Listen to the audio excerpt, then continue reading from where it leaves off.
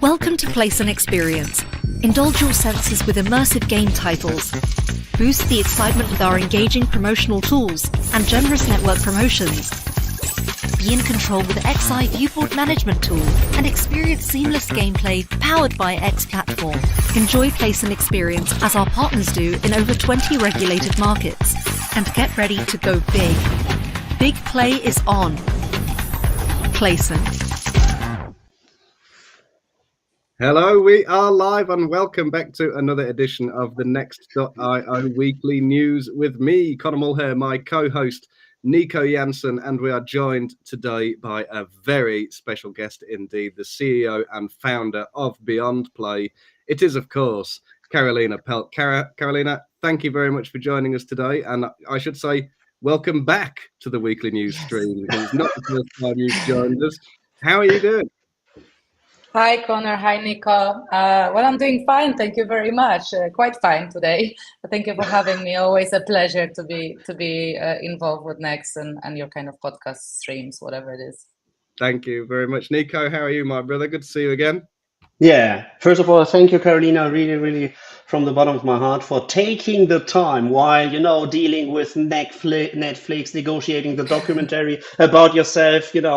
It's good that you never forgot where you actually, once stepped foot. And thanks for taking the time for actually speaking to us and enlighten all of us as well. Yeah, no, let's keep it real because I'm gonna blush, but. Well, I think it's pretty obvious to anybody watching why we've got you with us today, Karolina, but just in case anybody out there in our audience has been living under a rock since yesterday, it was, of course, announced that BeyondPlay has been acquired by none other than FanDuel, which is an incredibly exciting development for you and your business. So we wanted to invite you here today to discuss that deal and what's kind of been happening to make that happen. Quite so quickly, because it's not long ago, it was only April last year, I think, that we had you on here on Weekly News to discuss your latest investment round. You had a funding round at that time. I think you are still kind of in the process of bringing your products to market, and obviously things have changed pretty dramatically and pretty quickly since then. So why don't you kind of fill us in a little bit about what's been going on since that funding round a few months ago? Yeah, thank you. That to be honest, to me, it feels like it was 2 months ago because I really don't know where this year has gone. It's been extremely busy, extremely intense, exciting, but also, I'm not going to lie, it was a very hard year of hard work, I would say. I think right after we were talking about our funding, this is where our product started to go live. So this was obviously something we were all waiting for. We by then already had the MGA license, our UKGC license came through right after that. Then the SGA followed, then the Ontario license followed. So even just that effort from the compliance and operations teams on getting those licenses, because it's quite important, the market coverage when it comes to jackpot, that is a shared liquidity, jurisdictional liquidity product. So we launched our jackpots with Kazumo. Then we launched the jackpot with multiple brands on the Leo Vegas group and multiple brands on Come On. So a lot of work has gone into that. It was all happening at the same time. As a startup, you always try to cast a wide net because you're not always sure what's going to come through, what's going to get delayed, and sometimes so it happens that it all comes through at the same time. So it was busy, but it was interesting times. We were very happy with our launches. Customers were happy. And we've been operating the jackpot since then, building on top of that, working on multiplayer. On the multiplayer side, we also had very exciting development of partnership with Relax Gaming and Playing Golf, for which both we were super grateful and super proud of ourselves to be able to sort of convince such big and recognized studios to work with us, to integrate with us and be part of this adventure. So that was happening last year. The team still grew. We had a team event in the summer, great success event as well. And then here we are. It's February, and we just announced that the sort of acquisition by FanDuel. But this was fast. This, as I wrote in my post, truly transparently, it was quite unexpected development. But sometimes there are opportunities you just don't walk past, right? So, and this was the case with us. So how did the whole thing come about? How did it start? It always starts with a hustle. We obviously had huge appetite for the US market and customers in the US market. It's the largest target addressable market in the world. I think it's 40 billion size. So we always wanted to be there. We actually actively worked on US license as well. So it started from normal business conversations. G2E, you pitch your product, you showcase, and then it sort of evolved from there. Sometime before Christmas, an important conversation was had, and then it was full steam on trying to see if we can make this happen within a reasonable timeline. And clearly, this is a testament to our team that not just our technology was sort of something that people were interested in, but also the commercial expertise, the technical teams, the operational teams. We had a full package when it comes to jackpots, and on the other hand, the multiplayer product. We've been showcasing this to product from FanDuel for years now, and it was always they were big champions of it, and so I think the two added together plus the team started to make sense in a bit different context than just a software as a service provider. Yeah, I think it's an amazing story, and it happened so quickly. It's obvious there was a very strong appetite on FanDuel's side to get hold of this business. Now, I think you have described FanDuel as a kind of ideal partner or a perfect partner for BeyondPlay. What is it that makes you say that about them? I'm quite happy that I can say it now that, it's been my favorite brand for a while, but when you're on B2B side, they all need to be equally favorites. So you just don't say it out loud. But I mean, I've loved what they've been doing for a while. The team there, the leadership of Amy, obviously it's no secret that I'm inspired by female leadership. So I always looked up, to what they're doing, how she's leading the team, the focus on diversity, all the different initiatives within that field, but also the casino team. I mean, it is an all-star casino team. I know Asaf from the industry for years. Anyone who knows him will tell you he's an absolute legend. And then you've got people in his team that have just such proven track of success from previously from Flutter, other brands, Andrew, Danielle, Ian.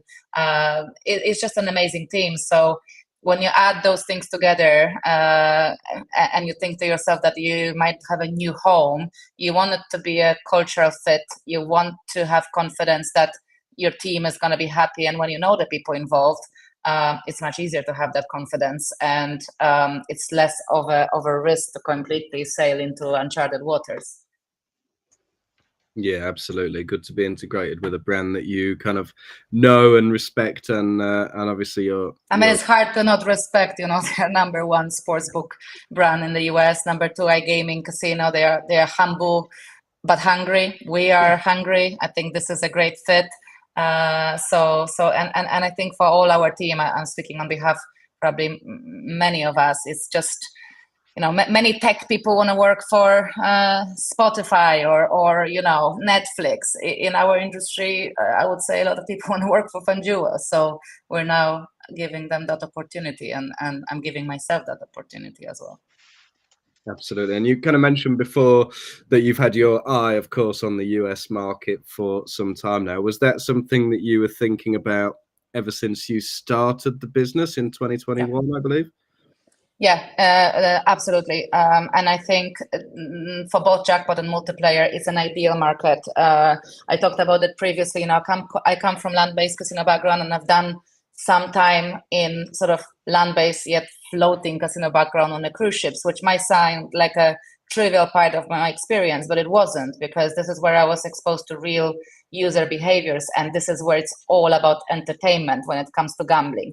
And I mean, jackpots are a huge part of that environment, huge motivator, huge excitement sort of add-on, and so is multiplayer, because people play as communities in that context, in that environment. So they do the same in Vegas. So I think the US was always something where I thought that's engraved already in the experience they grew up with, you know, the land-based, the iconic experience of Nevada. And I think introducing it to online in the US is critical to a certain extent. And I'm just confident that FanDuel has super cool ideas around that, how to do it in a differentiated and really competitive way. Yeah.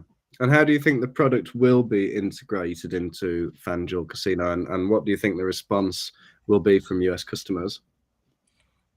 I'm confident the response will be great. I saw the response to our products from other customers. So it's too early for me to talk about any timelines, and I probably wouldn't want to overstep here. But both products will be integrated. Our whole team is committed to deliver our best work to date.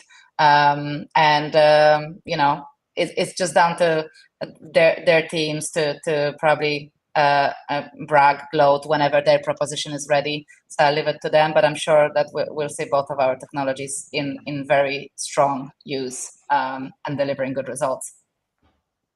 Amazing. Now, is there anything else you can tell us about that process of kind of negotiating a deal with a company like FanDuel? Obviously, they have such an amazing kind of reputation. Everyone knows them right around the world. Did you find that sort of intimidating at all? Was it exciting, thrilling? If you think I get intimidated, then you probably haven't spent enough time with me.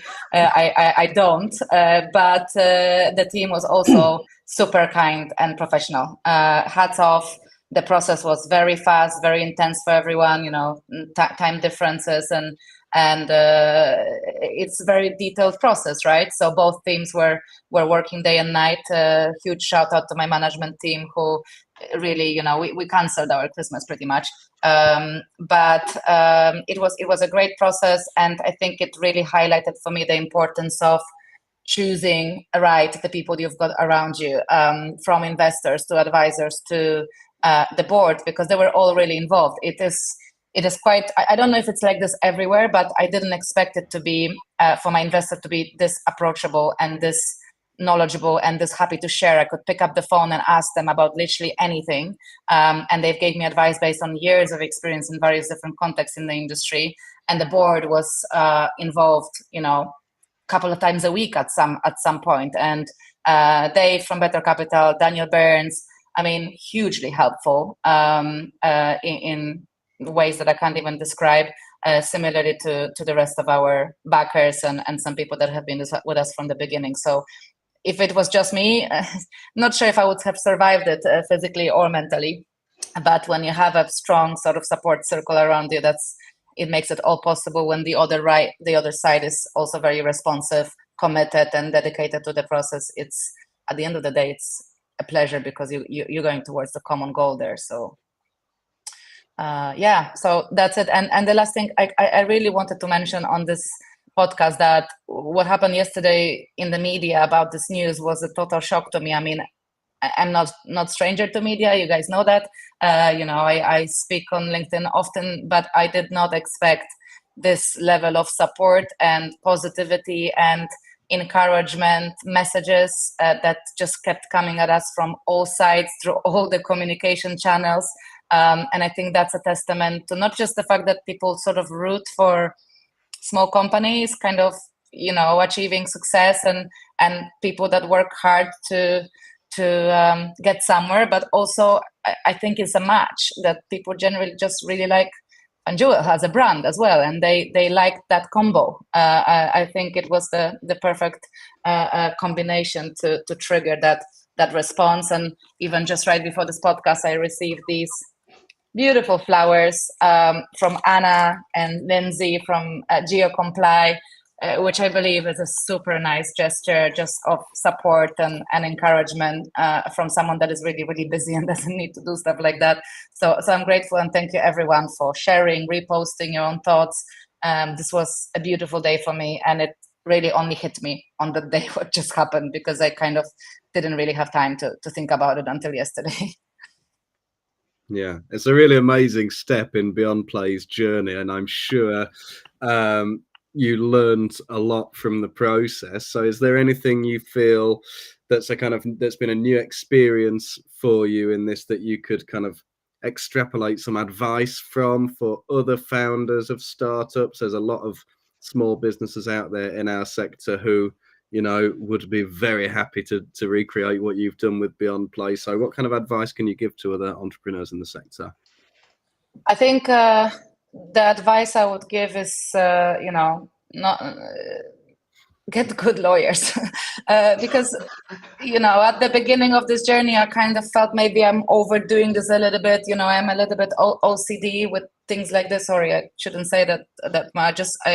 I'm very strict with keeping everything tidy and having the right processes and documents in. And at the beginning, it felt like an overkill, and it cost probably a little bit too much for startup budgets, but it came handy. It came handy to have the right governance and to play things by the book, because when it comes to an acquisition of from such a big group and company, they want things clean. And we didn't have to sit there and burn a midnight oil to fix things on the back of the deal. We just had them fixed, and we had them ready to hand.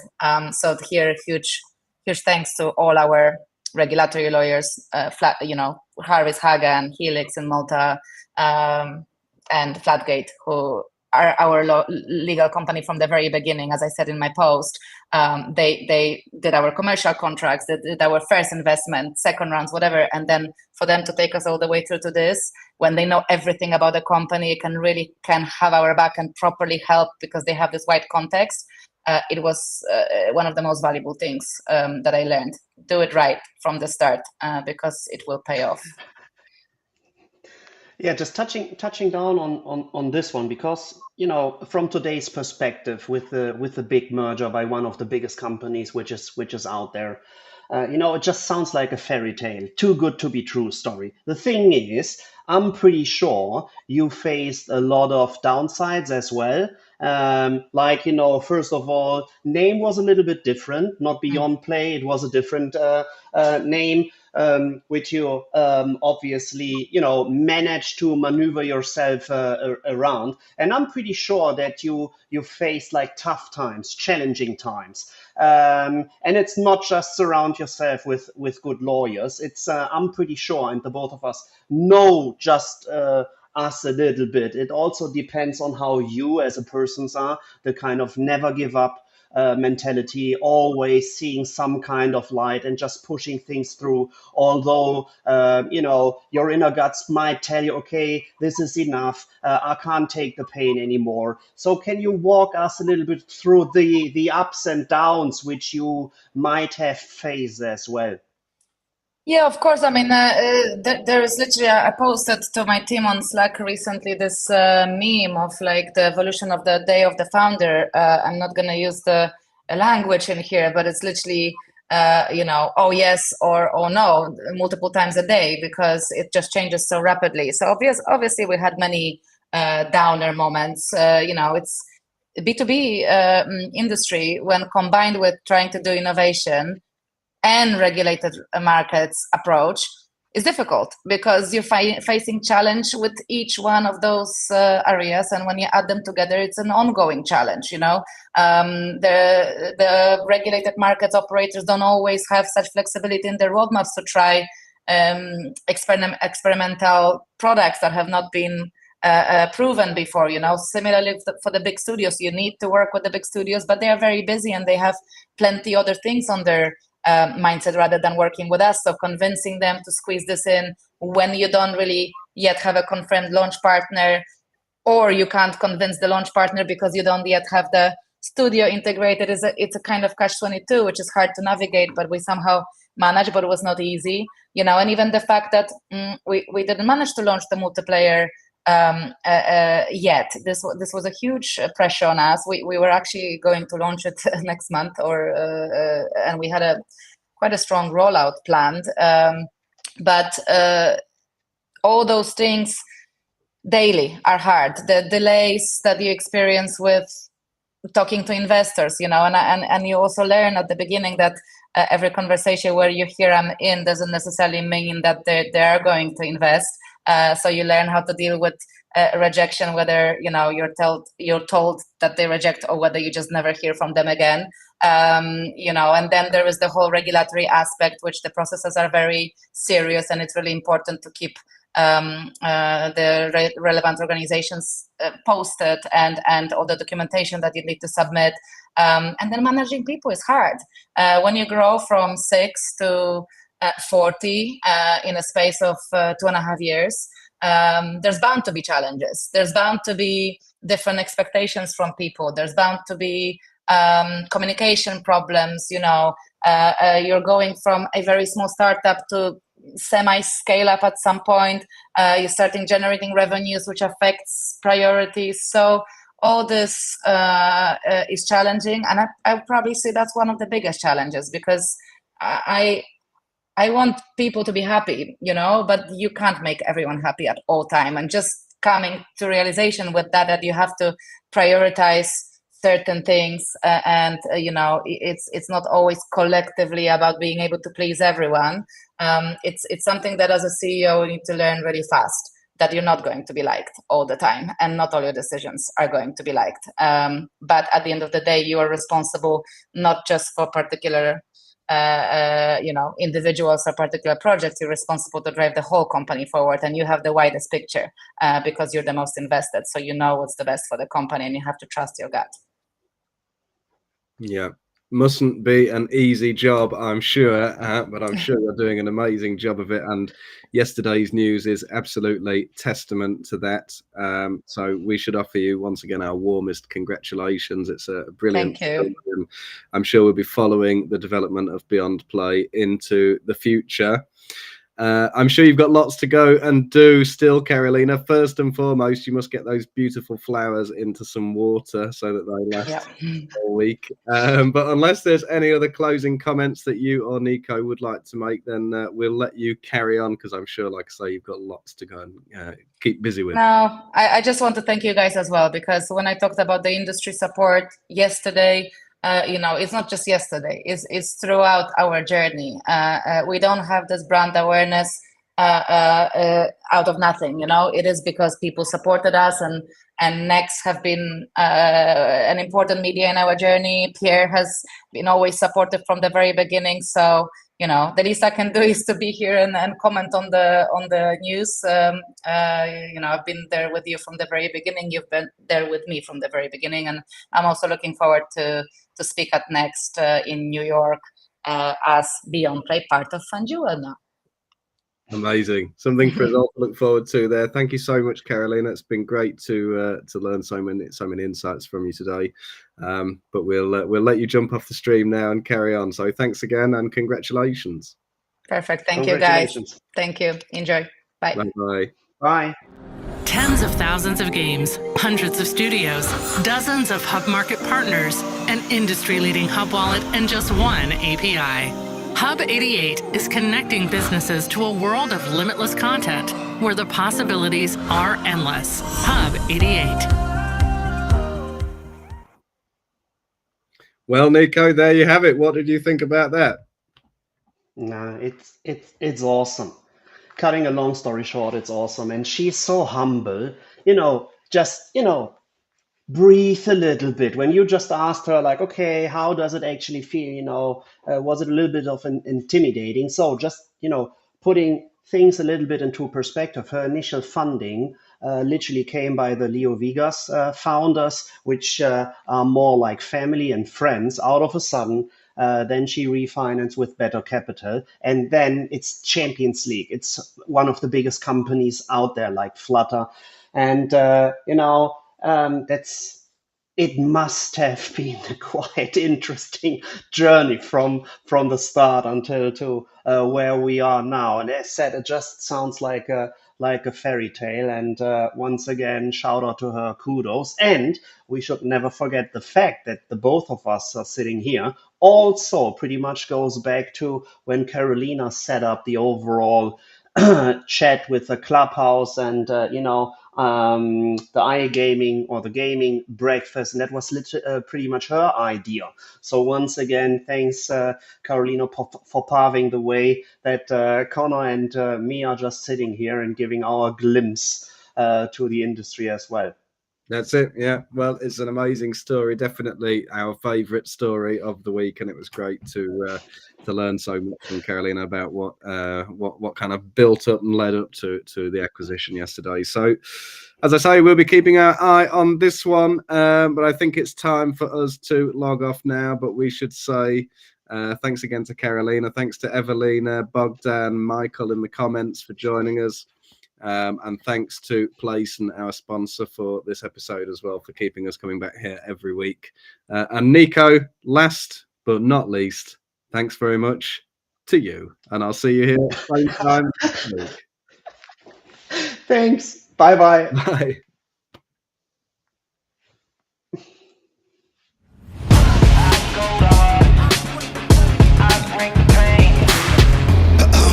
They ain't coming close to me. Flow is on atomic, I'm starting fires through poetry. The heart's out, staying loyal, no falling out. And if you step into the court, be ready, we balling out, yeah.